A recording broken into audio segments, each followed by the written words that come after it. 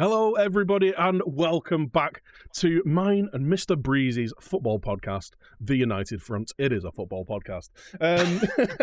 Back for episode 17. We had to miss an episode last week, so welcome back. We've got a lot to cover. We've got a lot of hot takes from you guys on Twitter. As always, make sure you follow us on all of our social media outputs, and you can get your word in, and we will either agree with you, disagree with you, or mock you loudly on the internet when you send in your opinions. And I think Jord has sent something through. I think Bree's going to kick off with the first question from the internet.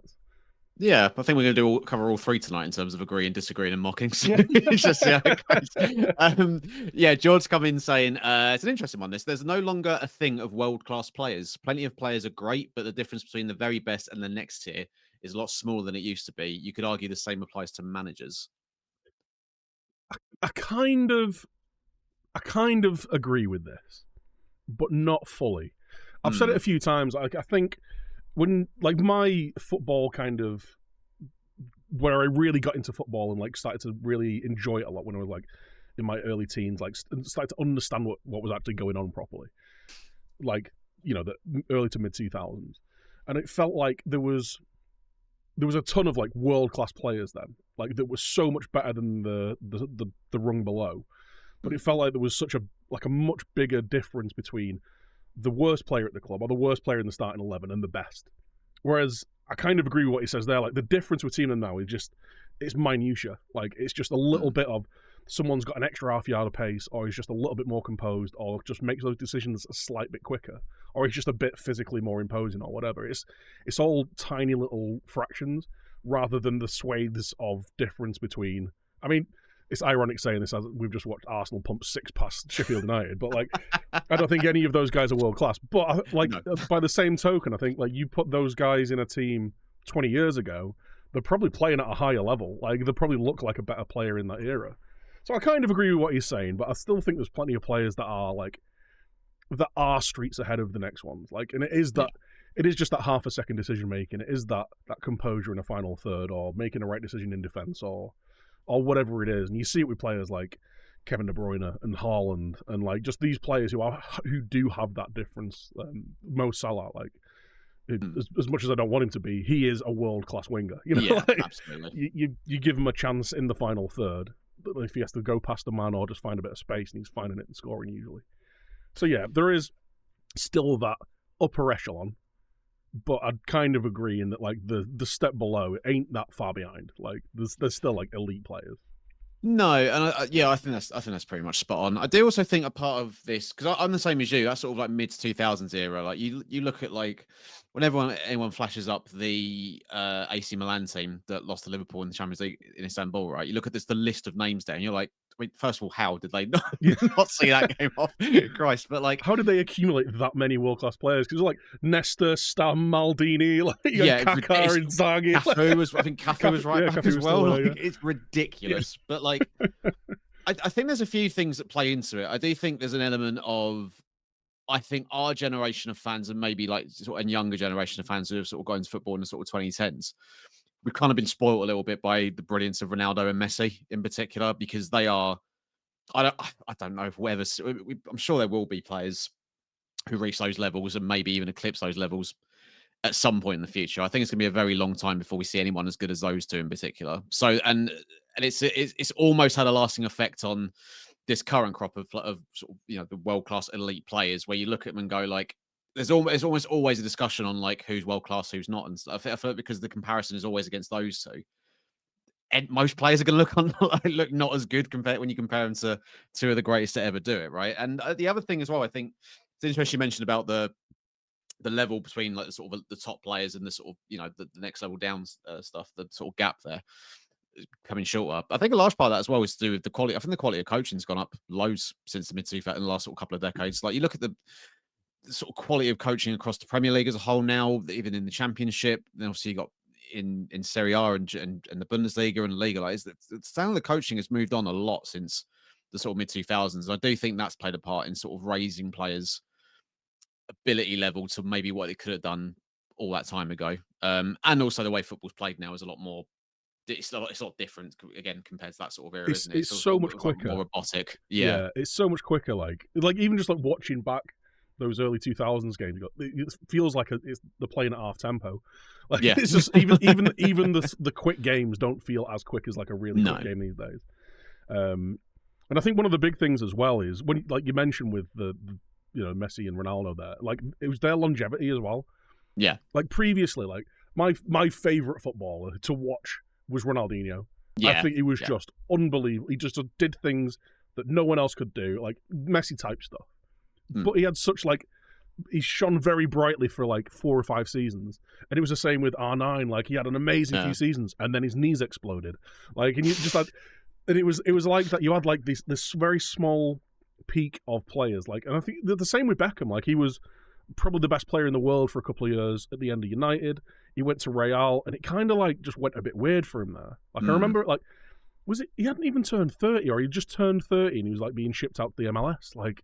Yeah, that was really bizarre. Like for the quality of player that he was, and it feels like that those kind of players just had such a short, bright period, and like Zidane in a different way. And like week to week, I never thought he was amazing, but like in the big games, he was the super. Like he's like, don't worry, I got this, guys. And, especially when it's getting a red card in the World Cup final. One of the best moments of all time in World Cup history. That's the thing. Like he had so many iconic moments, but that will be the one that he's remembered for. Oh, absolutely. Yeah. The goal in the Champions League final. Nah, it's all about the headbutt. Yeah, exactly. That's what I think obviously done. It's but yeah, I think that does play into it, and like with a lot of players now as well, is they are playing for longer at a higher peak. Like I forget that Kevin De Bruyne is like 33, pushing 34. Yeah. It's like, and he's like been amazing for like the last 6 years. And he doesn't look like he's slowing down. I know he's getting a few knocks now, but he's not falling off a cliff like 34-year-old players used to. So yeah, I think it's just I think it is that case of the upper limit is higher than it was back then. Yeah. But also I think the bottom has been squished up. Yeah. Like there's the worst players in the Premier League are still incredible footballers. You put them your weekend five aside, and you won't be able to pick your jaw off the floor, even if it is Burnley's 4th choice left back. Yeah, to be fair, yeah, I'll probably back you on that one. Sheffield United, though, I reckon I could give a give a game to. I reckon. I think I could get a start. Yeah. We've had a question in from Cameron Ewart. I assume this is Manager of the Year. Is the London Manager of the Year award? I didn't realise. Is this an actual thing? This was a thing. It was like during the week. It was like the London Football Awards or something. Oh, just only for the teams in London. So it's not like it's not anything to take too seriously, despite everyone's best efforts, I guess. But is it the only trophy that Big Angel win at Spurs? I mean, like, yeah, probably, yeah, probably, yeah. It's an interesting point though. He says how is this an award and what did Moyes do to upset them? Like, I don't know what they take into account in terms of, is it just Premier League form? Because if it's just Premier League form, then yeah, Moyes probably isn't in the conversation in terms of 2023, I'm guessing, because we weren't that great last year. He's not even been there a year. How is he the Manager of the Year? That's the thing. If they give it to Arteta, I feel like I'm like, yeah, okay, fair enough. But like, if they're judging it on achievements, then Moyes should be in that conversation for winning a European trophy last year. Yeah. But again, it's not. It's a meaningless It's a meaningless award ceremony that I don't think it's really worth losing too much sleep over. But if you are a Spurs fan, I guess close enough. So it means you have to open the trophy cabinet, doesn't it? So enjoy it, yeah. So they can find the key. I can imagine Ange being like, "I was going to take it home." Like, no, we'll put it in our one. We'll put it in our one. No. We can't be having that. Speaking of that, actually, did you see the Barcelona, like after Messi had won the last Ballon d'Or? They've updated his shrine in their museum to have another Ballon d'Or. Apparently, we won it when it was at PSG. Exactly. Like this is apparently he donates all the Ballon d'Ors to Barcelona for their museum, which like is kind of cool. Like I know he's come through their academy and stuff like that, but like at the same time, it's like you weren't at the club when you won it. You weren't at the club. You were at 2 different clubs when you won it. Like, to be fair though, he was so like, I don't think any PSG fans are gonna look back at his tenure at PSG with like any real fondness. So I feel like Barcelona fans can still sort of claim that he's theirs. Do you know what I mean? It's like, well, yeah, PSG fans don't want him. Where Argentina and Barcelona are like, yeah, he's still ours, sort of. Yeah, he was great until he left here. Yeah, when we had to pay him £3 million quid a week and put ourselves in financial ruin. Yeah, so maybe the Ballon d'Or donation is like another financial lever. Who knows? Yeah, like, yeah. Just weigh it in. Yeah. Oh, dearie mate. Right. This one, I mean, this is actually good. Comes off the back of tonight's game. Mr. Cookie's coming saying, with this form and the way they're playing, Arsenal win the league next year, if not this year, which is a bit of a bold claim. They'll definitely be in the. I think they'll still be in the title race come. Well, they play City in a couple of weeks. It depends on the City game for me. I think if they get a result against City, they could still very much. They will be in the title race coming into the season. Next year, though, yeah, we've obviously Klopp leaving, and I still think. I mean, we spoke about this. I think like in between podcasts before. I think I wouldn't be surprised if they win the league again this year. I wouldn't be surprised if Pep just goes, "Okay, I'm done. See you later." Like, especially so with the impending charges, like yeah, that's the thing. He doesn't want to be tarnished with that, does he? No, if there's time to get out for Pep, it's probably now. So yeah, look with the average age of the Arsenal squad, and they had a bit of a rough couple of weeks, didn't they? Sort of just after Christmas, where they couldn't score goals, but now they're scoring against. I mean, not the best teams in the league, obviously, but they are free scoring. Like, I think I made a point on Twitter saying, "Oh, West Ham can only get a draw at Bramall Lane," and a City fan, if I was me, made a good point. He was like, "Well, we only got a last minute winner there." So it's like it's not like every team recently, yeah, of course, but not every team this season's gone to Bramall Lane and absolutely destroyed them. It's only been in recent weeks. So I think with the average age of that Arsenal squad, they next year they should be challenging at a minimum, challenging again next year, depending on how close they get this year again. Well, like I said a few weeks ago, like they have to be, or else where are they going? Like the amount of money that they're spending, the players that they've got, the time that they're giving their manager, like they finished second last year. Like they need to be challenging. They need to be at the table for the title discussion this year because that's the only way they improve. They've got to win something, or they've got to like push City or Liverpool closer to the title, and then go for it again next year. Who knows what Liverpool are going to be like?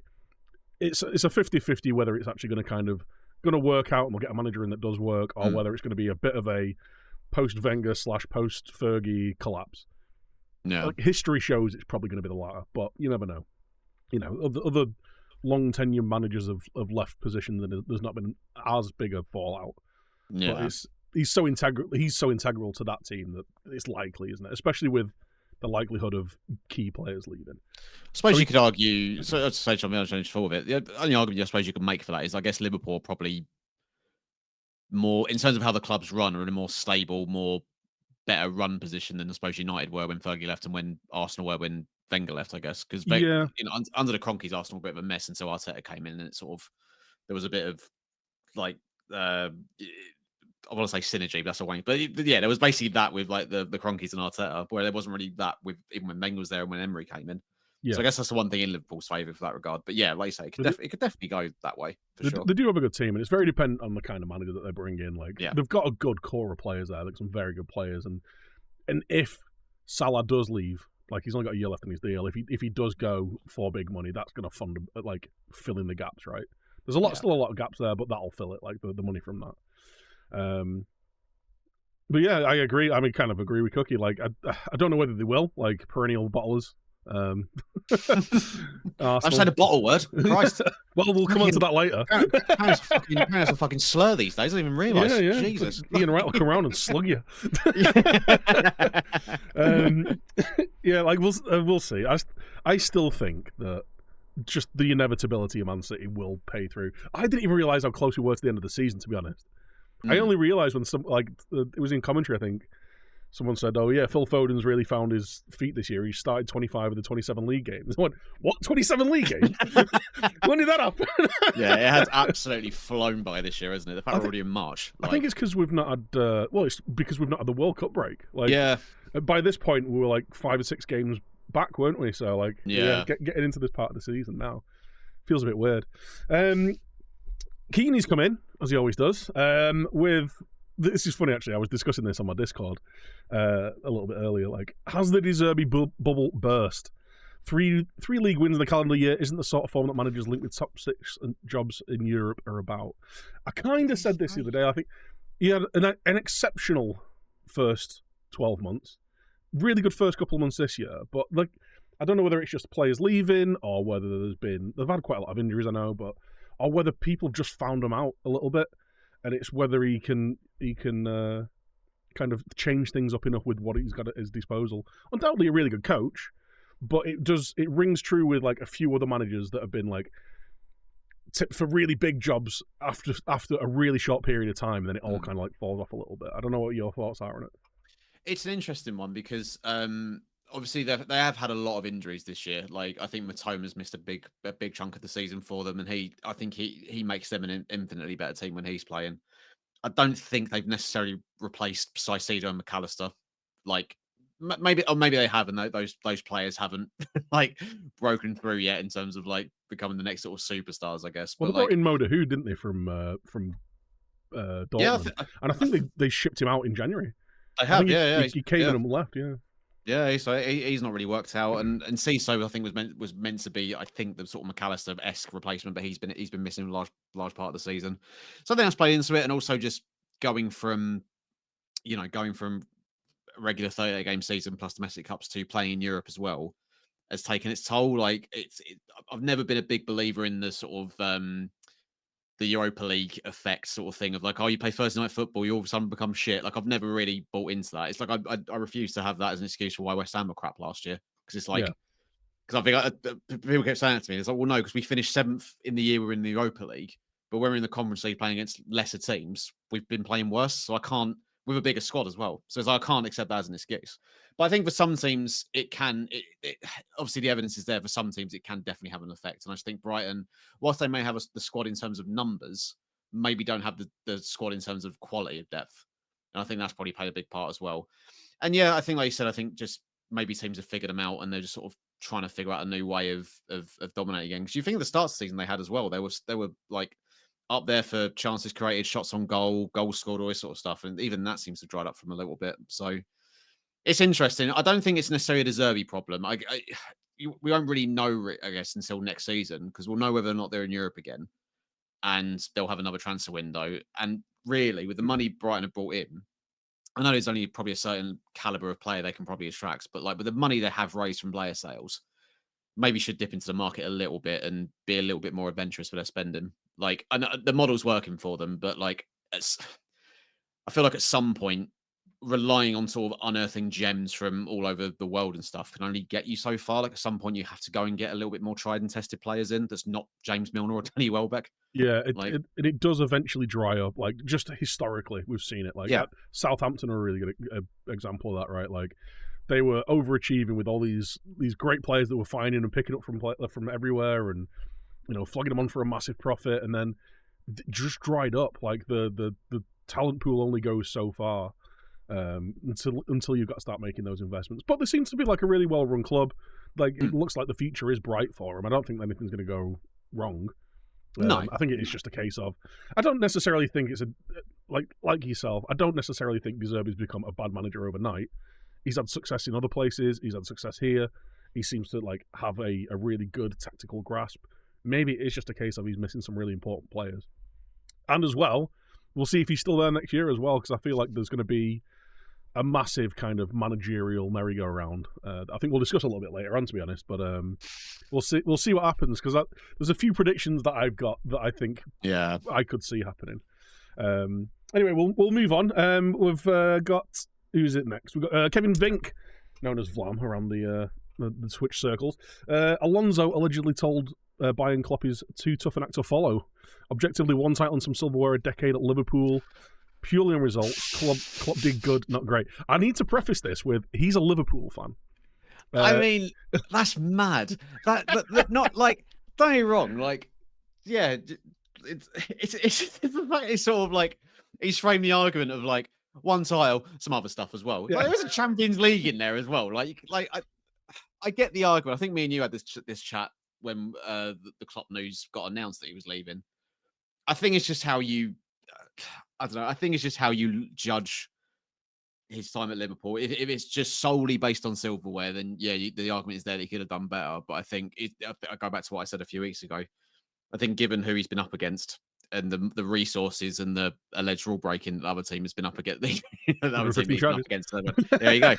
Like with all that to compete with, and to get as close as many, like he absolutely would have had more titles had it not been for City. Like I know it almost sounds like an easy get out jail free card for him, but it's like I almost don't feel like those seasons where when they came really close, didn't win the league. I don't necessarily blame Klopp for that. There's definitely been seasons, like you said, it seems to be like we're great for a couple of years, and then there's just a season they have off. Second, yeah, like it's like so that does seem to happen, but it's almost accepted now. With Klopp, I also need to like put a little bit of context onto the thing as well. So like it was more like I think what he's getting at anyways, because I'm just remembering what we were talking about on the Discord. It's more like the Alonso sees it being too tough a job to follow, because like the argument would be, well, no, like, you know, he'll be given loads of time. Like, he's a very good manager. Like, if he doesn't win something in his first 2 or 3 years, then he'll still be given more time. I think football fans have got such a short memory, and I think if it gets 2 years in and he's not won something and he's just like getting in the top 4, how many people will like revise the history of Klopp to like, well, like this guy's come in and he's achieving nothing with his team that won everything with Klopp. Yeah. Like, because football fans do that. It's like, you see, we're United fans right now with ETH. Like, we've got a shit team who can't play. There's a load of miserable people there, and everyone just seems to forget that he finished, you know, in the top 4 last year, turned things around. We've had no players all year, forgetting the absolute dross that we've had in the past with like more successful managers. Yeah, like, and there's people going, oh, you know, he should go. I saw Sky Sports pulling up like his stats, and he's got like a 60% win record. Yeah, it's pretty good. Like he's not pretty good. It's the highest win record of any full-time Man United manager in modern history. Like it's got a higher win record than Alex Ferguson. Like, and I'm not putting him in the same boat, but it's no, like, of course. Like, come on, like this is shit. This is a shithole.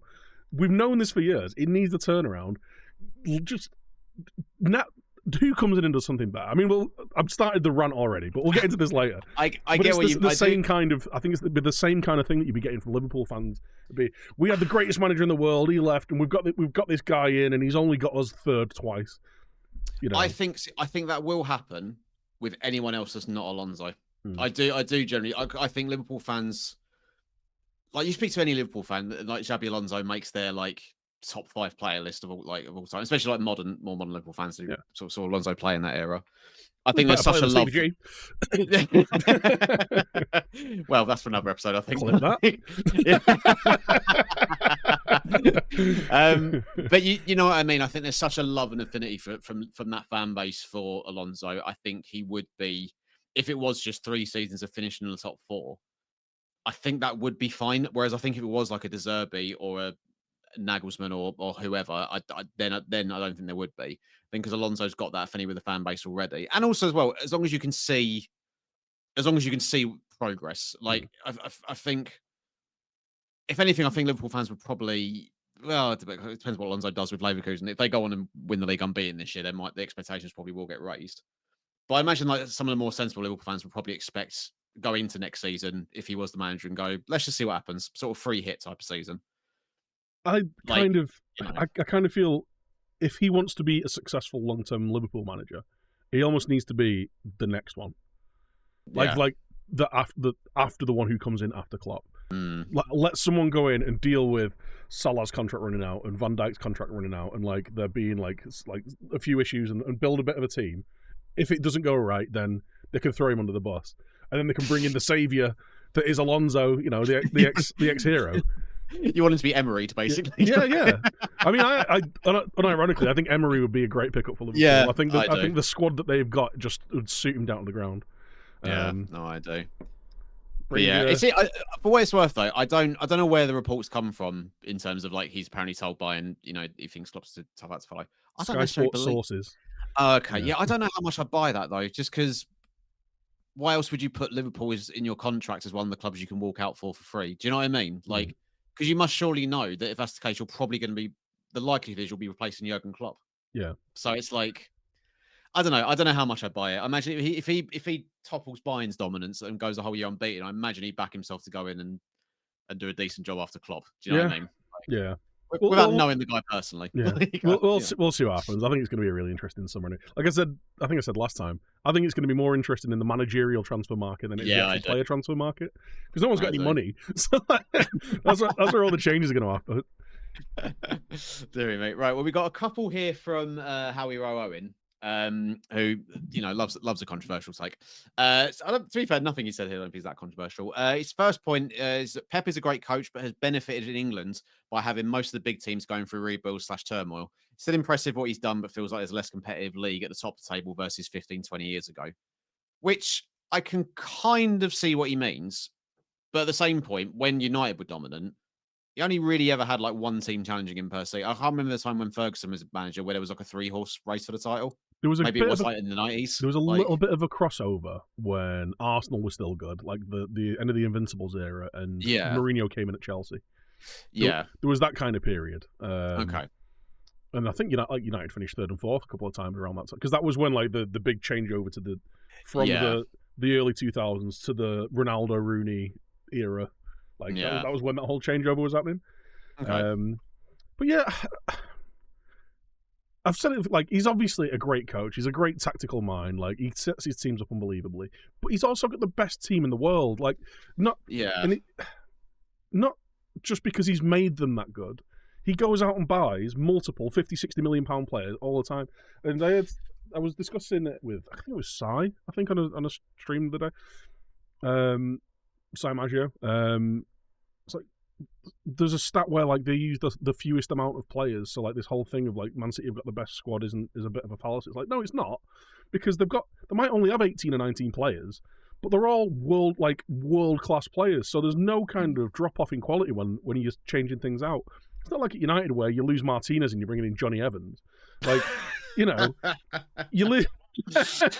Who unironically has been one of our best signings of the past few years. Which is depressing.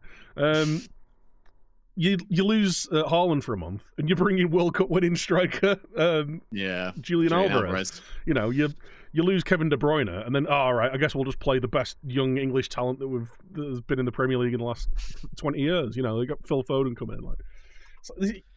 They've got unbelievable talent all over the pitch and in depth. And you can see it from the game at the weekend where it's like United are pulling off Amari Fours and like bringing on children in this game. And don't get me wrong, like I know we spent billions of pounds and all this, but you can just see the difference in quality of how it's been spent. Even if it has been done kind of not fraudulently, but like in a dirty way. You're turning around and you're bringing on like I say, World Cup winning strikers, and like you're not bringing on Gvardiol, who's one of the most expensive defenders in history. I saw him on the bench. I was like, oh wait, he was in the squad.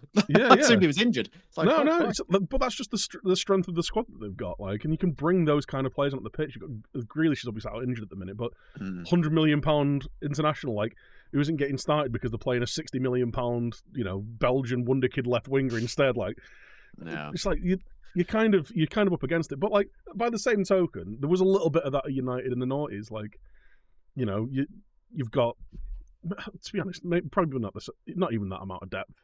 Maybe you've got a midfielder or a defender who are really good. You've got Wes Brown on the bench or something, but like, it's not quite Josko Gvardiol. No, I think it's one of them with Pep. I'll pick up on one point where you said like, obviously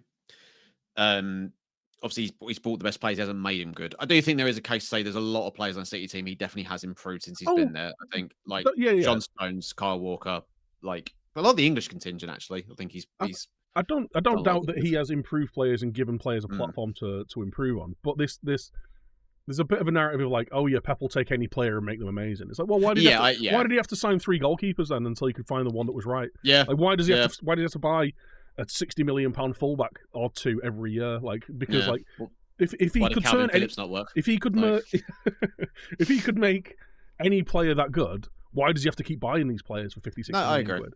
Like, granted, like sometimes it just doesn't work at a club, like, but yeah, like I think it is a bit of a fallacy that like he is a bit of a kingmaker when it comes to turning people into world class players.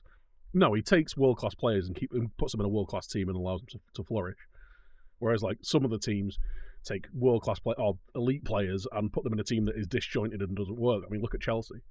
Yeah, look at them on a player by player basis, and you go, Jesus Christ! Like, look at the amount of talent they've got. You put them all together on a pitch, and they don't look like they know each other. Like. Yeah, I think Pep's always going to have that asterisk next to him because of he's been fortunate to fall into jobs where he's had, I think even he's admitted himself he was quite fortunate that he came to Barcelona around the time they had Messi, and Xavi and Iniesta and Busquets and that team, and then to go from that to Bayern, who were the best team in Germany, and then into the Premier League with City, who were one of the best. And I think he has spent a lot of money to make them the best. I agree, but I've always said, you look at managerial achievements down the years. I've always said, I think what Mourinho achieved in his heyday far supersedes whatever Pep's done in his career. Well, he's just shown he can do it everywhere as well. It's funny you should bring up Mourinho's name, because this is something that I talked about on my stream the other day. I was listening to a podcast where they're talking about kind of the big what ifs in football, and when Pep took over at Barcelona, the board wanted Mourinho, and it was and it was Cruyff who convinced them to give Pep Pep a go, because he was he was an ex-Barcelona player. He was had Cruyffian kind of beliefs in football and stuff, and Mourinho would have been very different. But that's who the board wanted. The board wanted Mourinho in, and imagine the difference that the world would have been, the footballing world. Would Pep have ever got a job, or would he have gone to an Osasuna and it just never have worked out or something like that? God, can you imagine Mourinho managing Messi? Having a guy in for not tracking back. Yeah. He'd have him in at left back, wouldn't he? Yeah, pretty much. And the last one from Owen, and this will lead us nicely into talking about Man United's last couple of games. You say nicely. Yeah, well, very wrong choice of words. Owen said, the more I watch Man United, the more I think they are overachieving in the league. No passion, no leadership, several toxic traits on display, like Bruno lashing out when losing. That little line there is that no passion, no leadership, which makes me think of that Chelsea fan meme. Yeah. There is no passion, there's no aggression. Got no fans. So back-to-back defeats for Man United after a pretty good run, to be fair, results. And then followed up with defeats to, City, I think probably expected, right? The home game to Fulham, probably not as expected, I guess. There were green shoots of improvement for January. And February, to be honest, most of February, where no better kind of characterized than Erik ten Hag being voted for manager of the month. It's I looked at it, what? It's we've won all those games. It would have been so Man United for him to win manager of the month and get the sack. But I can't disagree. The narrative around, and we've talked about it loads, and I don't want to just fucking drone on saying the same thing I say every week, but the narrative of United are terrible, none of the players care, everything's terrible, they're the worst team in the world. Oh look, the fifth. It's I kind of agree. I'll stick that where we are. I do agree that we are overachieving in relation to the coverage that we're getting. Yeah, unfortunately, the City result was kind of expected, and that unfortunately, that's the more depressing thing for me, rather than the results and the performances this year. It's that we're going into a game with Man City and expecting defeat. That shouldn't be the case. Even if it's a case of, well, we know that if we lose, we're going to take a few chunks out of them on the way. But we're going in and people say, oh, is it going to be 4? Is it going to be 5? And actually, come game day, we held them up for an hour, and then it all kind of fell apart when, again, Johnny Evans came off and everything went to shit. the one sensible person came off the pitch. But yeah, no, I do kind of agree. There's a real lack of personality in that team, or at least the personalities that are there aren't the right kinds of personality that you want. I don't necessarily agree with all the hate that Bruno gets. It's signs of frustration, it's signs of kind of passion of wanting to win, and maybe it comes out in the wrong way. Whether you think that's a good trait for a captain to have, then yeah, you've probably got a right agreement with that. But I don't necessarily. If you're looking for people who are a problem in the dressing room, I don't think Bruno Fernandes is the one of them. I think he's probably one of the people who is trying to hold people to an account for the way that things are going. There's people who look nonchalant and they don't really give a shit that I think are a bigger issue in that in that dressing room. And unfortunately, I think one of them was one of the standout players last year in Casemiro. He looks like he's playing Power League. He's just going out. Yeah. He's just strolling about, trying anything and seeing if it comes off. It's I'll try a back heel flick, and if it don't come off, whatever. I just won't bother tracking him out. He looks like he's on holiday all this season. He probably that's the thing though. In terms of and again without without knowing him, but you got to think of like how old is he now? Like 32? I think he's just turned 30. Oh, he's 31. Oh, okay. So he's in his 30s on a 5-year contract. He's won everything there is. He's won everything with Real Madrid, all those Champions Leagues, and he's on what 300 grand a week at United. Yeah. Like, again, I don't know, but there's not. You wouldn't be surprised if he is treating this like that's my final contract. Like, if it doesn't go well, I've got nothing to prove. Do you know what I mean? Like, yeah, I do kind of get that, but like, he was great last year. He was like legitimately one of the best midfielders in the Premier League last year. He was phenomenal. And then he had his injury and issue and stuff. But like this year, he looks like he's just dialed out. And I wonder whether just like the circus of Man United has made him go, what's the point? Like, yeah, like this place is a dumpster fire. Like, I can't do this on my own. Like, and I think there's too many players. I think there's too many players who've been there for too long, and whilst I don't think they're necessarily an issue in terms of their personality, I just think that Man United haven't got a winning mentality anymore. That's not been there for years, and I wonder whether like there is like just a general apathy in a lot of players. It's like, well, we're damned if we do, damned if we don't. If we win, then we shit. If we lose, then we shit. If we're going on a good run, we're scraping past it by the skin of our teeth. If we lose a game that we're just outclassed in, then we're the worst team in history. Like, you know, but maybe there is just players who've just had too much of that. Like, there's this never-ending roll of managers who just keep turning up and churning out, and it doesn't matter what they do; it's always wrong.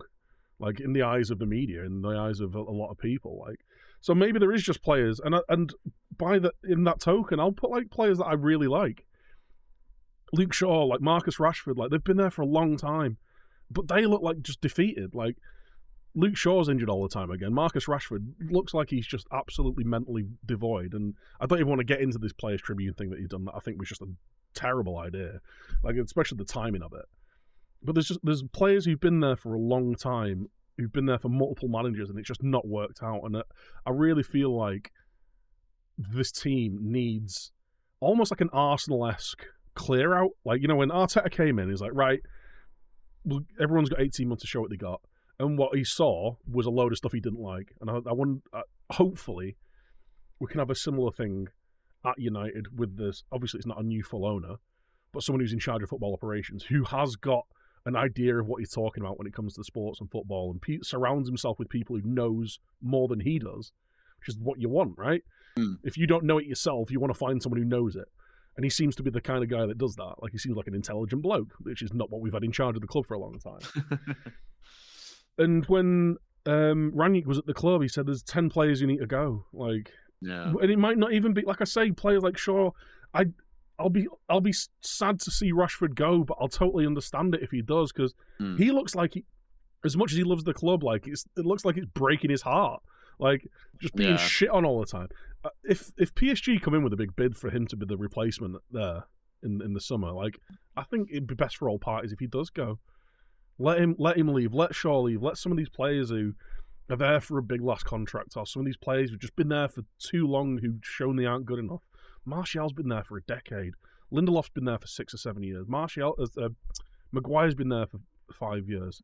Yeah, like all these players who've been there for multiple managers, it's not worked. Like, we just have the clear out. Like, get what we can and start afresh, because there's just always going to be this like not toxic, but this entity of like, oh shit, here we go again, with the same players every year. It doesn't matter the manager that's in charge, which is why I don't think, you know, getting rid of Ten Hag will achieve anything. It's like, who comes in and does something better? There's a very similar thread of players that have perpetually underperformed for multiple managers. Yeah, ranging from club icons to, you know, the best manager in the world to the up and coming, and, you know, the tactical genius. Like, it's just happened over and over and over again, and it's something that needs stemming. Get rid of the bad eggs, or the people that shouldn't be there, or don't want to be there anymore, and start afresh. Like, do an Arsenal. Like, even if it is a case of like Arteta, who was allowed to finish 8th a couple of times until he got the players in and got the players out and built something. Like, it's been over a decade, and it's just not stopping. Like, this trend is just carrying on. It needs to be nipped in the bud. it needs to be another 2 years of underachievement isn't going to be an issue. Man United will still be a massive name in football. They'll still make loads of money. They'll still be a big draw. But maybe a couple of years of taking a step back to take multiple steps forward puts us back on the right track. And we'll see how it goes in the summer. Like it's going to be a really interesting summer to see what happens. I think there'll be more outgoings than incomings in the summer. I'd probably go with that. I think there's players who've recently arrived that need to leave, and I'd genuinely rather just see, a solid first 11, 12 players at the club, and then just bring some kids on the bench for the first year, and then just improve from there and see where it goes. Because, like I say, the amount of times of bringing in spending big money on a 29-year-old, like, what's the point? Even if he is world class, even if he is Casemiro, because he isn't going to fix the wider problem. And even players like Bruno, he's 28, pushing 29 now. Like, he's going to get itchy feet. He's going to want to go and win something. As much as he seems like he actually genuinely cares about the club and the football. Like what's he going to win? Like, maybe just clear decks, get in some young players on their first or second contracts, and build it from, because we ain't going to win anything significant in the next 3 or 4 years. Like, build a team that will win it in the 5th year, like Arsenal have done. I was going to say, it's like the Arsenal thing, isn't it? Because I think whilst there was definitely media scrutiny around Arsenal when Arteta first went in there. Like, I'm not suggesting it's the same level that Man United get, because it just never will be. Like, United are always unfortunately going to have that over them because of their Man United. They are the biggest club in the country and one of the biggest clubs in the world. It's just going to happen. But I think what helped Arteta was, one, the club stood by him throughout those times and were like, nope, he's still the guy. We're seeing, we're seeing the progress. We know we want to go. We're still on track. And also what helped, and like you said, they cleared decks and they did what you said. They brought young players through us when he started bringing through the likes of Saka and Smith Rowe and Nketiah and people like this to the point where at least Arsenal fans, even if the results weren't necessarily there or it wasn't the greatest of times, they still had that to cling on to. There was something to relate to with the team and the players on the pitch. You could see the sort of early stage of that relationship between squad and players and fans forming. Whereas you can see now, like the fans and the players of Arsenal are all singing off the same hymn sheet. They love each other. Whereas it hasn't really felt like that at United for so long. There's always been back and forth about who's crap and who's not. And I don't think it's just mainstream media. I think there's the alternative media of YouTube and stuff that's played into that as well. And like some of the bigger, some of the bigger United channels and just bigger football channels. In fact, like it all feeds into that, doesn't it? Whereas like you say, it almost feels like Man United needs to sort of just, like you say, hit the restart button and sort of spend a couple of seasons outside the top 6, top 8 and just start again and just let people get a manager in almost, or at least not that maybe Ten Hag is capable of this, but get a manager in who's going to be good at sort of just not shielding the players from that, but sort of getting the players sort of understands like fuck what the press is saying. Doesn't matter what Gary Neville's saying or whoever's saying. Like, just this is where we're heading towards. This is the plan we're sticking with. If we lose, but the performances are there or whatever, or the style of play is emerging how I want, then that's all we're working on right now. Like, it's not about achieving or winning anything for the next couple of years. I think he knows what the outcome is in the summer. Like, there's no way that he's had like all these meetings with these new owners and he's not figured out whether he needs to, get a longer rent on his place. Like, do you think he'll go? I don't know. I think the last few months of this season are almost. I think he almost needs to show a bit of. It's hard. Like, we're missing so many players again. Like, just so many players are out. Well, let me change the question then slightly, just to sort of like, because I know you said you didn't want to sort of repeat stuff you said before, so I'll flip back a little bit. What would you want to see? Would you want to see him stay? Do you think? Like, I know, because you've never really been someone who's sort of like, I've never in the whole time. No, you've never been someone sort of call for a manager's head. But like, in terms of what your preference would be, I'll always back whoever's in charge of Man United until they do start doing heinous shit. Like the end of Jose, when it looked like he was throwing games. Like, he looked like he was sabotaging it. Like, at that point, you kind of go, like, just go. Like, you don't want to be here. Just go. I think at the end of the season, depending on how the end of the season goes, I think he needs to almost have a new job interview with the higher ups and the new owners as to like what the vision is, how like his honest appraisal of the season, why things have gone so wrong, why things aren't working, why the attitude around the place is what it is.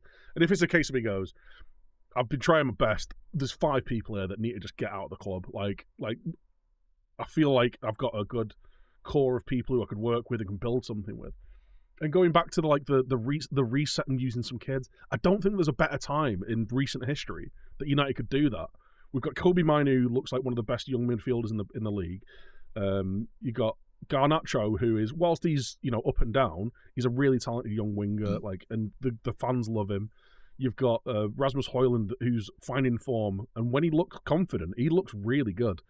So you've got these guys who are like 20, just turned 21, or like 21 and under. Plus, we've got a load of players who are developing from that Youth Cup winning team from a couple of years ago. Kamwala coming on, who looks really solid when he comes on. Got a few other players. You've got a nice 5 or 6 young players there who could be your bench. It's but you just need to have the starting 11 to bleed them in. So now's the time to do it. And if it's him taking it into the new season, I think we've seen the good and the bad from him. I think he's shown that he can get a good performance out of these players. He's got a top 3 and won a trophy last year, and got to the FA Cup final as well. Yeah, there's been a lot of mitigating circumstances. He's not without fault, obviously. At the end of the day, it all rests on the manager at the end of the season. But at the same time, I think he's handled, whilst he's had a lot of things to deal with, I think the vast majority of the big decisions he's got right. He's given Ronaldo his marching orders. He told Sancho to jog on when he was being a dickhead. That's someone with a strong character. That is someone who isn't afraid to say, no, it's my way or the highway. You've got the biggest, one of the biggest names in football history at the club, probably the most kind of, the most influential footballer on the planet at that point, and he's gone, no, fuck off. I'm not having it. He's too much. It's the Ronaldo show. It's not the football club when he's there.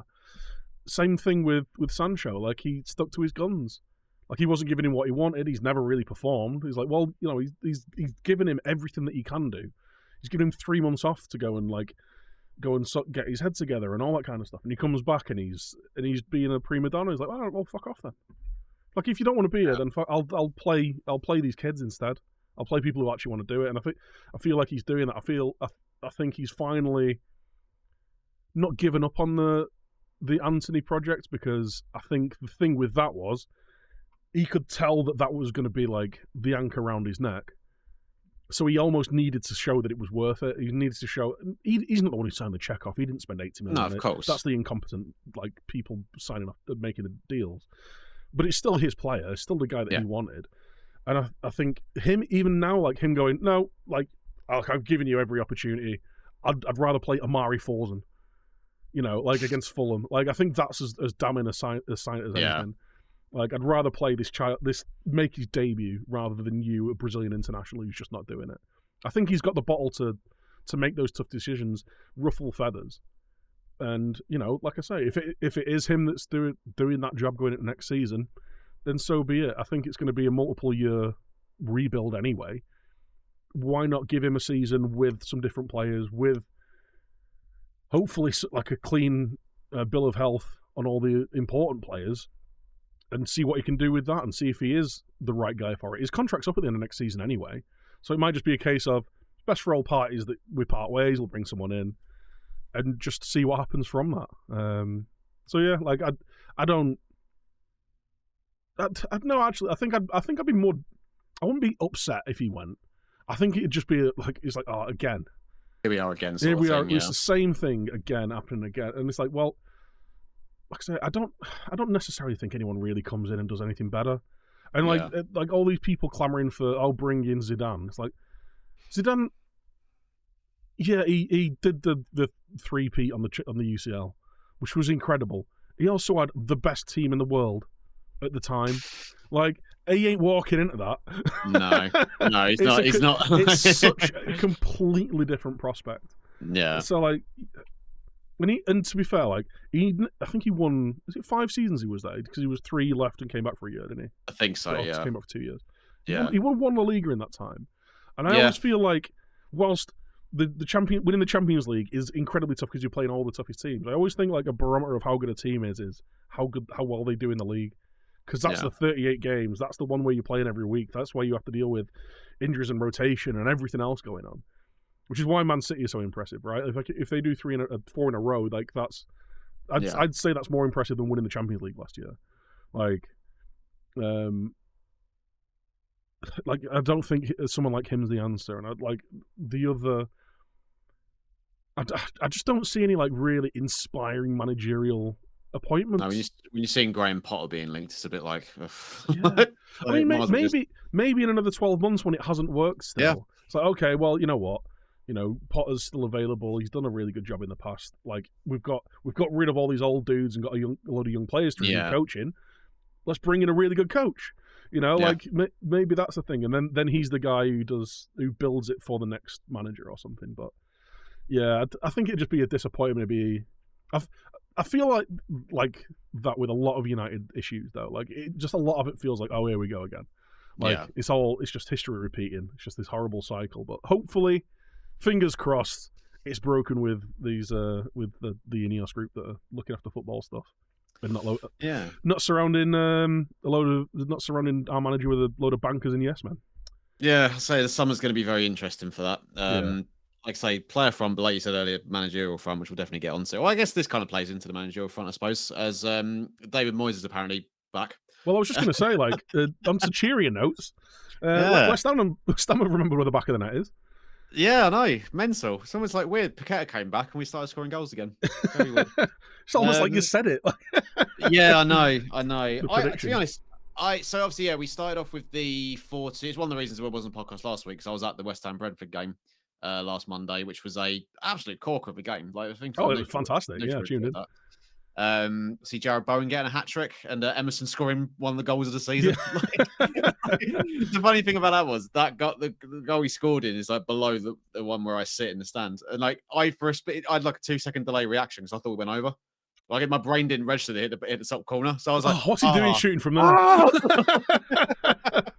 my god, where's that come from? You don't hit the ball much better than that, do you? Like, no, it was so good, like right in the top corner as well. And yeah, just like Brentford were not very good at all. I expected a lot better from Brentford because, like, even though they've been on a really dodgy run of late, I always felt, like I said to you in your Discord, like the day of the game, like I felt like their performances haven't really matched their results.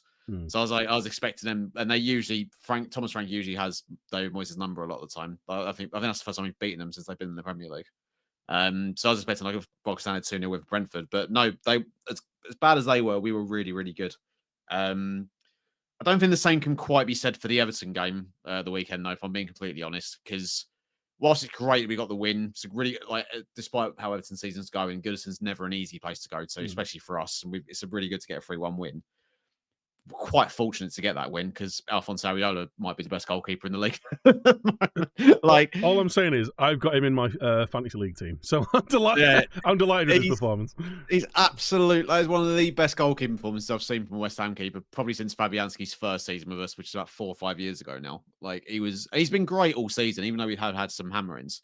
He's generally been fantastic. He's in my list of like potential player of the seasons for West Ham, I think. As is Edson Alvarez, who's got the third, because again, another brilliant performance from him. And Thomas Souček scoring an absolute worldie. Like, who saw that coming? Not me, that's for sure. Not him. No, I couldn't believe it. He smacked it. I was like, oh my god, that is a world-class finish from Thomas Souček. But no, it was very fortunate. Everton had the better chances. They can't score, no pun intended, for Toffee. And like I said, we were quite fortunate that Areola had the game that he had. I think there's now a lot of. Well, I know there's going to be a lot of because off the back of the Arsenal and the Forest game in particular, like, I was not happy after the Forest defeat, and then the usual.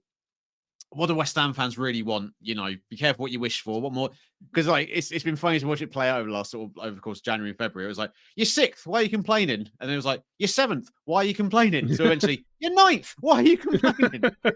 We haven't won in 8 games. You're not in a relegation fight this year. I mean, yeah, and basically that's what it boils down to. And Moyes made some comments after the Forest defeat, being like, oh well, you know, coming away to Nottingham Forest and losing isn't a sin. And it's like, if you if you want to finish in the European places, David, I think it might be. It's You not know a what I mean? sin, but it's not good, is it? No, and that's You're gonna get I flogged at think the gates of heaven, but yeah, you might not have a job at the yeah, end of the year. yeah, that's the thing, and I think that's still where it's all bleeding to because he's since we've last recorded, he's come out and said, I don't know if you've seen the sort of full quotes that I think he spoke before the Brentford game, and he basically said, there's a contract off on the table for me. I'm the one who's deciding to wait until the end of the season. And he started saying some stuff like, "Oh, I've got to think about what's best for my family and what's best for the club, and like, we're just going to see how we are, where we are at the end of the year, and go from there." And it's the first time that he sort of spoke about his future where I thought you might walk. Mm. Do you know what I mean? Because my thing is that is like with the and this is the funny thing. Like everyone, he's got so many mates in the media. David Moyes, he's so well respected, and rightly so. He's had a great career, even despite some of the sort of dodgy managerial picks that he's made with like Sunderland and Sociedad, for example, but like and the Man United thing, obviously. But like all these people being how great David Moyes is and how lucky West Ham are to have him as their manager. Like, I was watching a clip because I couldn't resist. I watched this clip on Talksport. I think it was Andy Goldstein and Darren Bent and Ben Foster going like, "Oh, West Ham fans, they need a reality check because like what more do they want? He's been so good for them." And then the question came up with like, "Oh, well, if he does leave, where does he go?" And they were like, "Newcastle? Nah, not Newcastle." Oh, God. And I saw it. And one of them goes, "Do you reckon Ipswich would have him if McKenna left?" I went, "No, I don't think he'd go to Ipswich." I'm like, "You can't even name a championship side that would have him as manager. Like, he's meant to be this like freaking like world class elite level manager. He's that good. Link him with Liverpool, but obviously no one's going to do that because he's not as good as people. Like, he's good, but he's not like. And this has always been my point. I refuse to believe that there is West Ham can't appoint a better manager than David Moyes to play a better style of football whilst also maintaining the results that we've had. Like that can't get my head around the fact that that's an impossibility. Mm. Um, but yeah, it's the first time that he spoke about potentially leaving, I think. And I think I wouldn't be surprised if he, after last year winning the trophy and this year still not really being fully backed by the supporters and stuff, I think he might just think, no matter where we finish, I might just call it a day and go elsewhere. And And it if you kind look of at what's feels like he's doing happening, it on his own terms then as well, I guess. yeah, which I But, think is best for everyone involved, really. You mm. know, like If he can come out and go, I've decided not to sign this contract. yeah, We've had a great time. We've won a European Cup. Thanks for the memories. I'll see you on the flip yeah. side. Seems that would be the best way of doing it for me. And I think especially if you're looking at what's happening in Scotland, not that many people are, but if you look at what's happening in Scotland at the moment, obviously Celtic aren't having the greatest of time at the moment. He's always linked with the Celtic job, and if they decide to, they might look at it and go, Rodgers hasn't been that good since he's come back. Let's get him in. And I think Moyes would actually be a guy. The football won't be great. I'm sure Celtic's ball was, wouldn't be going from Ange to Rodgers to Moyes would be a step back in an regression in terms of style of play. But he would, I've always said it would get better results in Europe for Celtic than previous managers have, just because of the style of football he plays. I think, and Like, as well, I think if he was given a job at Celtic, I don't think he'd necessarily. He's got the best squad in the league. He wouldn't necessarily be as pragmatic, but with the yeah, knowledge that when he needs to be pragmatic in Europe, he knows how to set a team up. yeah, that's the He thing. might be a perfect match for him because I do think feel so. like he's learned how to let the handbrake off a little bit in the last couple of years with the quality of the players that you've got, especially Yeah, with like Paquetá and Kudus. Like, yeah, maybe not as much as we as not as much as you'd want, but yeah, yeah, like I as he think should do. he's not as much as he doesn't seem as much of a stickler for no, we're gonna put 10 men in the box and then try and hit Bowen over the top once. Like, Basically, essentially. But yeah, it's been a big frustration of mine over the last couple of months. Again, it's just sort of almost like talking down, and I like again that attitude of like, well, what more do you want? And it's like, well, it's like everyone says, we're unlikely to continuously qualify for Europe year after year after year. I know that, and I think most West Ham fans know that. So if that's the case, and we all know that's a possibility, why not ask for a better brand of football? mm, Like if you're not gonna, if you're not, if it's not obviously it's not guaranteed. In the same way that if Moyes stays, it's not guaranteed we're going to qualify for Europe again. We might be in another relegation fight next year. Like it only happened last season, and we for 2 months this season we're in relegation form. Do you know what I mean? In terms of not being able to score goals and not being able to keep goals out of our own goal. Um, I just so it's like so. I don't actually think it's that crazy to sit there and go, well, if we all accept that what everyone is saying is correct, that we probably won't be in the top 8 again for a while, no matter what happens, then let's get a manager in who's actually going to play a style of football that the fans can get behind and actually want to go and watch. Because I think that's been the biggest frustration. Right, you mentioned those players there. We've got those players. Like we should be. There's been too many games this season where we've sort of gone in like the underdog, and it's like, no, we're not. Like in terms of a squad on paper, we've got not one of the best, but definitely like a team good enough. I've said before, I think we're a left winger and a striker away from being as good as Villa in terms of quality on the pitch. Maybe a little bit, maybe in a few more positions now. Like with As long as you don't start Zuma, yeah. Yeah, basically, yeah. Christ, it was a good header of the weekend, but yeah, he can't walk. So well, just like going back to that, like I watched the earlier game, the one on Monday. Oh, the Brentford game, yeah. The Brentford game, sorry. And it's the first time I've watched a full game of West Ham in a while, and I was shocked at how bad he looks like he can't feel his feet. Everything looks awkward, doesn't it? Yeah, do you know what I mean? Like if he's doing a clearance or a pass, it looks like it's just like an old machine. There's sort of like you can always hear him go as he's moving his legs. Have you ever had a pet that's like had surgery and they're coming out of the anaesthetic and they can't really control where the legs are going? Like he looks like that, like or a newborn like foal or something. He's like his legs are just all over the place. Like, and he looks like he's constantly falling over. I think it's because he's generally got one working knee. Like I'm not even making jokes. I think he's got one working knee, so I think he can't. I think it's his right leg is his working leg, and he can't. You know, is why you always see him. But like for Brentford's first goal, like his position, that's the most striking thing in recent months. His positioning is just generally terrible. Yeah, like for the first Brentford goal, he's like, it all goes to cover Emerson. Emerson gets back, and then Zuma's still standing there, like, well, now what? He used to be like quick across the ground, didn't he? Like, so I wonder whether like that just got him out of the shit a lot, and now he can't turn or run. Like I was watching that thinking, Christ, maybe Maguire would be an improvement. Yeah, do you know what? Yeah, I said at the start of the season I was happy with Maguire and Zuma, and now I'm like, Mavropanos looks really good though. He looks solid. Yeah. But yeah, I think it's that thing. Like even though and look, we might go on a really good. We won't because we've got like I think after we got Burnley next weekend, and I think we got like Arsenal, City. City, Liverpool, and some. I mean, Chelsea's a winnable game, I suppose. But yeah, we got some tough games coming up. Basically, you can decide who wins the league. Yeah, basically. Oh yeah, imagine that. I think great contribution to the season. Yeah, I don't know. I think I'm just ready now. Like he's done, and I want to put on record because I had some people having after the Forest game, I bit and I had a go at some people in my Twitch chat. I had someone come in and go, "All the West Ham fans won." I said, "Fuck off!"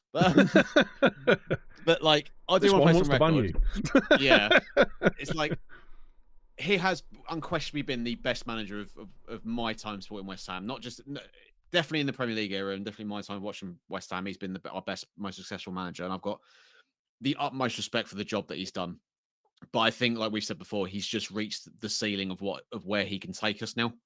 And at some point, we've got to take that gamble of we could get someone in and it could go disastrously wrong. And if it does, fair enough. But I still think if that does happen, the decision to change manager would be the right decision. Yeah, because the idea of going into a transfer window, knowing that Paqueta is likely going to be going, and then having to do another sort of mini rebuild again, but almost like the third season in a row now, with Moyes still having a say in transfers, just doesn't fill me with any excitement. The signs have been good this season, but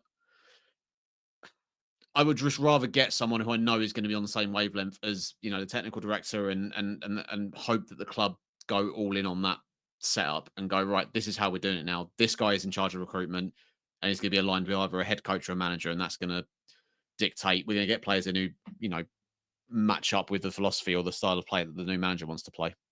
So I can't wait to remind you of this conversation when Frank Lampard's revealed as your new manager. That's the thing. People keep saying like, "Oh yeah, watch you'll get Gerrard or Lampard." It's like, first of all, Frank Lampard hates West Ham because the fans were awful to him when he came through our academy. I wasn't there at the time, so I wasn't following West Ham at all. I've heard the stories of why. I don't quite understand it still.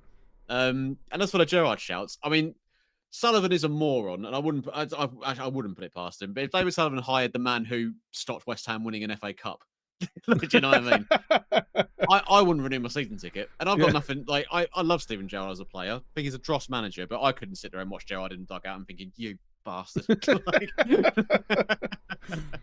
I'll bring you back the one that I took away from you. Yeah.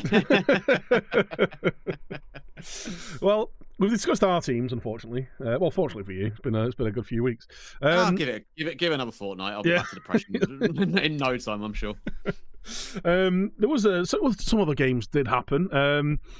Chelsea still hilarious. But it's great. It's great. Yeah, like there's just. I mean, we've talked about it in the past. There's periods where they look great, and then the City game, like they were so good against City until Poch took off all their best attacking players, and they just looked terrible again. But like that and the League Cup final, like I don't know where this narrative that Chelsea were terrible came from. They should have been 3-up. They should have been 3-0 up at halftime. Like with the chances that they created, Liverpool were really poor, and I don't want to hear like, oh, they're all playing kids. Not at the start, they weren't. He brought kids off the bench, and like they scraped past them in added time. But like Chelsea should have won that. And like on that bottling thing as well, I don't understand why everyone's so upset with Neville calling them bottlers. Like genuinely, I watched that Overlap podcast. It looked like Ian Wright was going to cry. Yeah, I know. I couldn't believe I was watching. I was like, so you can't call them that. It's like, what? Do you know where that's come from though? Because Arsenal fans hated being called bottlers last season. Like, I remember it being a 20-minute segment on like an Overlap at the start of the season. Bottle the league, then, should they? Yeah, of like Arsenal fans going like, "What do you call us bottlers for? We're not bottlers." It's like you were 10 points clear. You bottled it. You bottled it. Yeah. Sorry, like it's like you said. It's almost become like a, and this is one of the very rare moments I'm going to sort of stand up for Tottenham here, like, but in a sort of backhanded way. It's been no one's had an issue with everyone calling Tottenham bottle jobs over the years because they have been, like with good reason. But as soon as we start calling Arsenal bottlers, it's all of a sudden a really offensive term. And like you say, because I've seen loads of people having taken issue with Neville calling it. Poch came out after the game and said, "Yeah, we were pretty much playing for penalties in extra time." Yeah, you bottled it then. Yeah, you're playing against children. Like you've got a £300 billion midfield playing against kids. And you're playing for penalties, and you want to sit there and be like, "I don't think we bottled it." No, because there's people going, "Oh well, they weren't winning, so they're technically not." But no, that's not what he's saying. Like they froze. Yeah. They had a golden opportunity, so they must have been sitting there being like, "Oh, we got this in the bag." Well, most people would have anyway. But like that group of players, and seemingly the manager was just like, "It would be embarrassing if we lost this." Oh God, we'll beat 16-year-olds on penalties, right? Yeah, honestly, like of course they are. Of course they're bottlers. You cannot spend that amount of money and lose a cup final to, again, I'll say again, children. Like talented kids, obviously. Like some of them will go on to have good careers, but they're children. Like, come on, fucking yeah, they should be laughed at because it's embarrassing. And I don't use that term lightly when it comes, but that is embarrassing. Yeah. So don't worry, there's plenty of people laughing at them. Good. I deserve it. Well, speaking of controversies as well, what about the Liverpool Forest one? Like, I didn't watch the game, right? I kind of heard that there was this big furore and like the chairman had like stormed the pitch. So I was like, I've got to check this out. It's like thinking that like literally, because all I heard was like a drop ball was given the wrong way and Liverpool scored from it. So I thought like they must have given them a drop ball outside their area and someone's hammered it in. There's about 4 minutes of play from the drop ball. Like I watched it. Like they have their foot on the ball 3 times, able to clear it, and then give it back to him. It's like you deserve to concede. For the goal, 2 of them tried to run it out. Like, do you know what I mean? Like they get the ball on the edge of their own box. One of them tries to dribble, runs into his own team, goes, "Don't worry, I've got this," and just gives it to McAllister. You deserve to lose that. Like there is no controversy there. That is just boneheaded football decisions. Yeah, maybe it shouldn't have been a drop ball outside the Liverpool penalty area. Okay, fair enough, whatever. Or inside wherever it was. There's 4 minutes of play, and you had the opportunity to clear it 4 times. It's on you. Like that's the thing. Like they did a segment on that because there's again way too much media coverage on this for what it actually was. Because like you said, I didn't watch the game. and I was showing people like, so what do you think of the Liverpool controversy? I was like, I haven't seen it. Like, I watched the Oh, highlights the on inhalers, YouTube. yeah.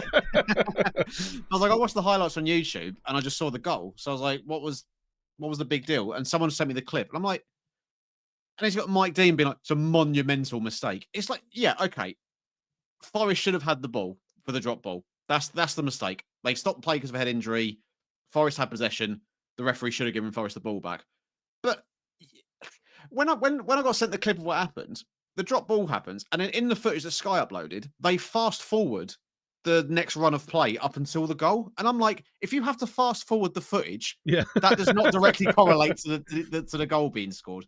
It's no different from when, I don't know, because this happened to West Ham before, where the opposing team takes a shot and the referee thinks it's taking a deflection, gives a corner.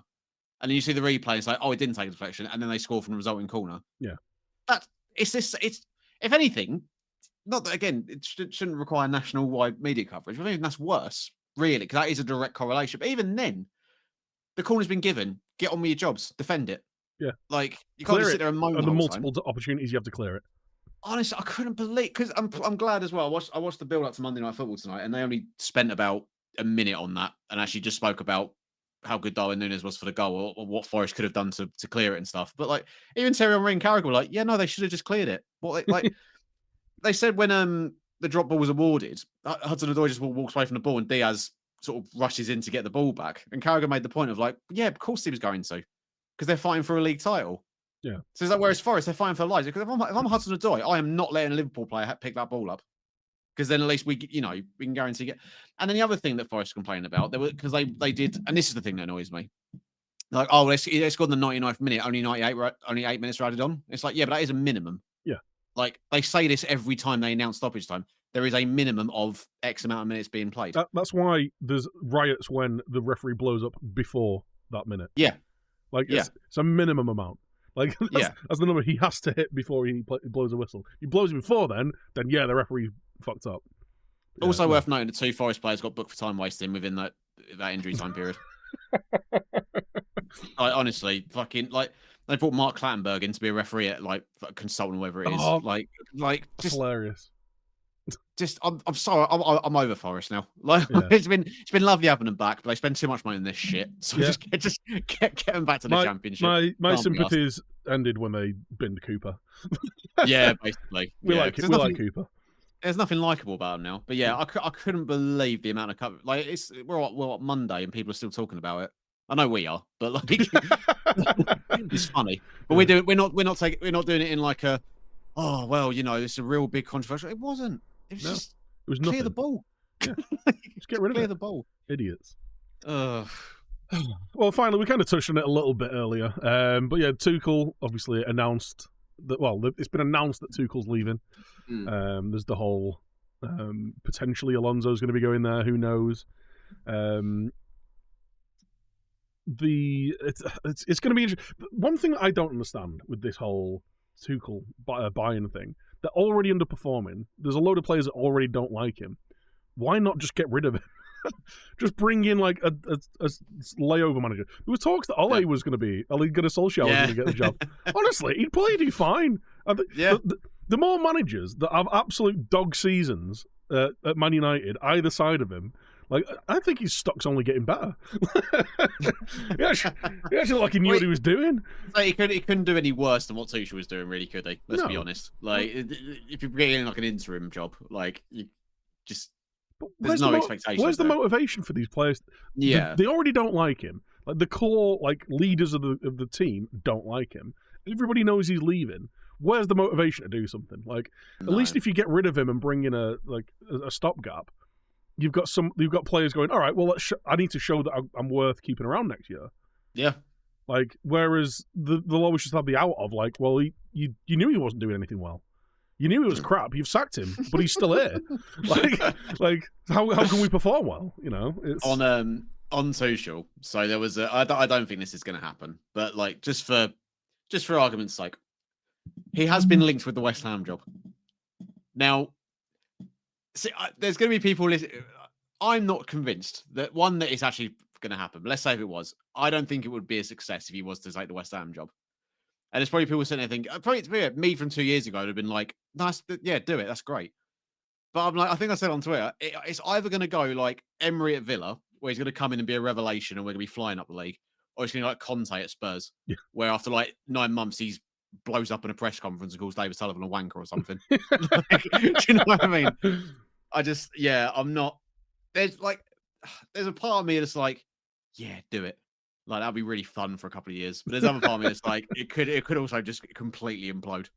But he's a very good manager. It's obviously just got the shit at Bayern. Like he does fall out of everyone as well. It feels like every club he's been at, he seems to fall out with the hierarchy sooner or later. I think he's just a bit of a miserable bloke. Yeah. I mean, he managed Chelsea. So. You know what? Bayern have wrecked many different managers, very good managers in the past. Like they've ended up, underperforming and them being the fall guy for it. Because they're Bayern, they have to win everything in Germany. If they're not, then it's a critical failure. Yeah, I think he'll end up at Barca after Xavi goes.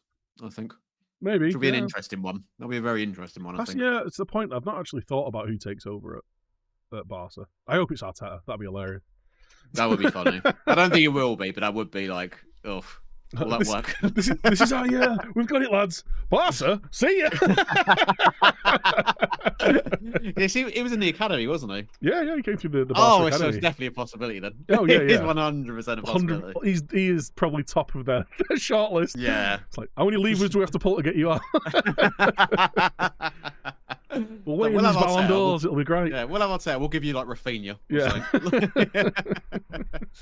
I saw as well, Julian Nagelsmann linked with the Newcastle job. Again, don't know if it's a super reliable. He comes from like a journalist in Germany, so I don't know how reliable he is, but interesting really, because we spoke about Eddie Howe a lot this season, it feels like. And I've always said like he shouldn't really be under that much pressure, I don't think. But because of the ambition of the ownership and stuff, it does feel like that pressure will be there if they did have a season like this. And I don't think he deserves to be sacked, but at the same point, it probably wouldn't be that surprising if they did let him go at the end of the year, depending on where they finish. Yeah, it really depends on where they finish. If they finish they could finish out of the top 10, with the way it's been. And I think, I kind of, not this badly, but I predicted them to have a real rough season with the Champions League. Yeah. And it's, post Champions League, they can get like a run of form together and just play the same team over and over. But we're 3 months into that now, and it's not changing that much. They've got really good players. They've got a result the weekend, but and as well, with the supposed financial restrictions they've got, there's still talks that they need to sell one of the big players. If they have to sell Isak or Guimaraes, that's gonna just really dull the blade of them. Yeah, but I don't know whether Eddie Howe can pull them through that. But maybe a better manager with some different players can do. I like Eddie Howe though. I don't necessarily think he deserves to get the sack, but I don't think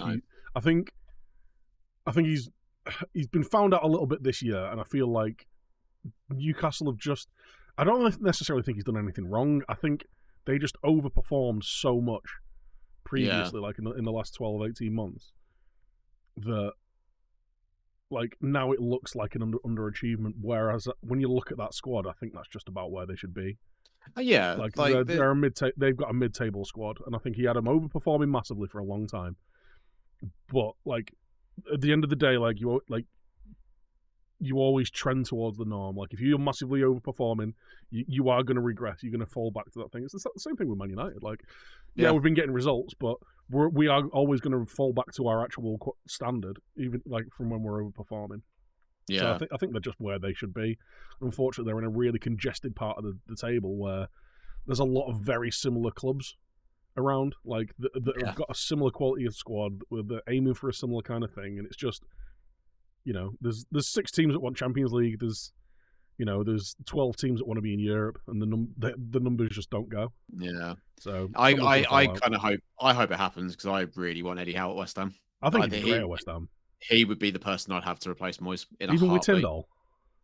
Yeah, I'd take it. It's great because the game's not going well. It's great just to watch Tyndall on the sideline doing his thing. Yeah, yeah, there he is. All about you, innit, Jason? He'd fit in great at West Ham, actually. Yeah, he'd love it. He'd love it. He'd love Stratford. He'd love Aspers, the casino. Yeah, no, I think he would be my number one pick because I like even though it's not gone great this season. I know, like, I think some Newcastle fans have sort of said not a great deal of sort of plan B there with how he's only got his one way, but I was sort of counter that by saying it's difficult to have a plan B when you've only got the same 11 players to work with. Do you know? I know you can move stuff around, but like ultimately, if you haven't got options to bring off the bench, it's difficult to change things up a little bit. But I think what he's done with that squad in terms of how he's improved a lot of the players there. Yeah, I think he's a really, really good coach, really good manager. Yeah, got a lot of time when your plan B is Jacob Murphy, like. Yeah, well, they brought a few weeks. It was a few weeks ago. I think they got a last-minute equaliser against Bournemouth. I think it was. And it flashed up saying Matt Ritchie. I was like, "You're still there? You fucked off years ago." I assumed he was playing in Scotland somewhere. Yeah, I fucking believe Livingston or something like. They re-sign him. Like, what's this about? So yeah, hope. Like I said, from a selfish point of view, I'd hope that does happen because I'd hope West Ham would go in for him. But yeah, it remains to be seen. And the writing's on the wall. Mourinho's going to end up at Newcastle. Like, it's just. Yeah, I think so. I don't think you'd make much money at the bookies on that. No, it'd be like it would be Mourinho or Conte, wouldn't it? Like, it just feels like we one of those two. Like, I think it'd be hilarious. I think Mourinho at Newcastle would be hilarious. Yeah. God, going from Eddie Howe football to Mourinho football. Oof. Oh, yeah. It'd be great. That's a drop off. Like, for Newcastle, like, that atmosphere at St James Park is going to dip very, very quickly. It's like, I don't know, like, he can be in. I mean, remember, like, his early days at Chelsea? Like, the first 18 months at Man United, he was really on the front foot, really attacking. Yeah. And then it was like, I can't remember which game it was. You had a game where we just kind of, like, would defensively shite. And after that, it was like, right, that's it. You're not allowed in their half anymore. Like, you're grounded. Yeah, it's kind of been that way. It's kind of been that way every club has been. I remember at Spurs, he started really well, and they were sort of like free scoring and everything, looking great. Roma as well started really well. Didn't his Real team break the goal scoring record in La Liga? Yeah. So I mean, he did have like Benzema and Ronaldo and Özil. Yeah, Gareth Bale. So it's understandable. But yeah, I think him at Newcastle, it just kind of makes sense to, not from a Newcastle perspective probably, but from everyone else, it kind of makes sense. Do it. I should. Yeah, let it happen. But yeah, and the one other manager I wanted to touch on just before we do wrap up, because I was thinking about, because one of my mods is a Fulham fan. I was thinking about Fulham actually today, like, because I was thinking about potential future West Ham managers. I was like, someone I actually wouldn't turn my nose up at would be Marco Silva. I think he might be one of the most underrated managers in the league, actually. Because I think if you look at, I know they're not having like as good of a season as they were last year, and they massively overperformed last year. But if you actually look at that Fulham squad, like, it is mostly journeymen, really. Yeah. Like Adama Traore, Willian, Jimenez, Harry Wilson, Pereira, Diop, like all these types of players. And he gets them playing decent football. When it works, it works. They're a really good team to watch, and they get some good results. Like, I think away at Old Trafford. Yeah, but that's I think they gave Liverpool a big run for their money early in the season as well. Like, they are capable of turning up and being a really, really good footballing side. It was stuck 5 past us, which, you know, not the most difficult thing to do in the world. But like, and they are missing like the guy that scored all of their goals. Like, Mitrovic left. Like, I think they're only 12th. I've just looked now. They're only 12th. Like, it's not. I know they're in the top half all year last year, but they've never once looked like in danger of going down. And I know people, and rightfully so, Paulinho is obviously the most important player in that Fulham squad. But like, I'd be more concerned for Fulham if Silva left, because Fulham's biggest issue is they've got it's the geezer who looks after AEW as their director of football, isn't it? Yeah. Tony Khan. No wonder he can't book shit. Yeah, he's too busy doing that job as well. But he's not. He's not a director of football. He's a wrestling promoter. Like, he's a wrestling fan who owns a wrestling company. Well, there you go. Yeah, so there you go. Like, so it's they're never. Fulham never really amazed me in the transfer window. And like I said, Dan, who I know from streams, is like, he's a big Fulham fan. All every year says like, we don't do enough in the transfer windows. Obviously, Paulinho's one of their bigger outlays there, but they always seem to just go for these players that have sort of failed elsewhere, like Alex Iwobi being another one, on the cheap, just sort of give another chance to. And you do got to wonder if someone like him, he's not, in managerial terms, still quite young. Like, at some point, another club is going to come along, maybe like a Newcastle or a West Ham or a like a Villa if Emery moves on or whatever, and might look at him in the future and go, you know what, you could do something with it. Do you know what I mean? Like, and it's whether or not Fulham can match his ambition without knowing what his ambitions are. But you'd imagine they're a lot higher than probably what Fulham's are, really. Yeah, given that Fulham's expectations probably just to finish it, to stay in the league. Yeah, I wonder whether he's still like tarred with that whole Watford Everton fiasco that went on, like because that wasn't a good look for him. Like, and he was out of work until he took over at Fulham. But then again, like, he's shown that he's a really good manager since then. Like, yeah. Like I said, I think he's a good manager. He's, like you say, he's young. He's not got a great squad. I think he's got a squad that might get you out of the Championship. Yeah, you know, like there's a few teams like that. I think he's got a Championship squad play with a couple of stars. Pelini, obviously. Yeah. I think Pereira on his day is a bit of a game changer. He's lost, but he's lost the striker who scores him 20 plus goals. Yeah, like of course he's not going to have the best season. Yeah, that's what I mean. Is I still think he's having a good year. By even with all that, I still think you look at Fulham and go, yeah, they're going to be fine. They'll have some good results, some bad results, but there won't be any danger or anything. Yeah. Whereas I think if he left, then that's a different story entirely. I think he's probably their most valuable asset. So if there is a big shift in terms of managers moving on in the summer, be interested to see if his name comes up as a potential. I can see a lot of names moving. Yeah, there's whether it be internally in the Premier League or like out to other clubs and other leagues and stuff. I think there's going to be massive upheaval because obviously Klopp's off. You've got the Bayern job available. Like whatever happens with City, like, and then some of these big managers, some of these really highly rated managers, are going to be moving, and they're going to need people to fill the gaps in behind them. There's also the possibility that Southgate leaves the England job. Well, there's that as well. Like that's also another reason that I hope that Ten Hag's the manager next year, because apparently he's big mates with Jim Ratcliffe. Oh, really? Amazing. Yeah. So, like, I don't want there to be a manager's job going and Gareth Southgate be on the market. I do like Gareth Southgate. I don't think he's a club manager. I think he's just an international manager. I think he'd be a lovely bloke, you know, to say hello to in the supermarket. I wouldn't necessarily want to go out for a pint with him. I wouldn't necessarily want to hang around with him for a long time, and I don't want him managing my football club. Fair enough. No, fair enough. People have asked me before, would I have Southgate? It's like, no, but it's because I don't think he's a club manager. I think he's like, England will be the best he'll ever do in terms of like performance-wise. I don't think he'll do anything else anywhere else, really. It might be one of those managers that if he wants to stay in the job, he's one of those journeyman international managers. Yeah, like he ends up managing. He'll be the next Belgium manager or something like. He'll be the Portugal manager after Martinez. After Martinez fails miserably with them. See, that's the thing. If Portugal have a dog awful Euros, that's one for Mourinho actually. Because like with Mourinho there, the Portuguese FA must be like, yeah, now's the time. Like to get with this generation of players they've got as well. They want to win something.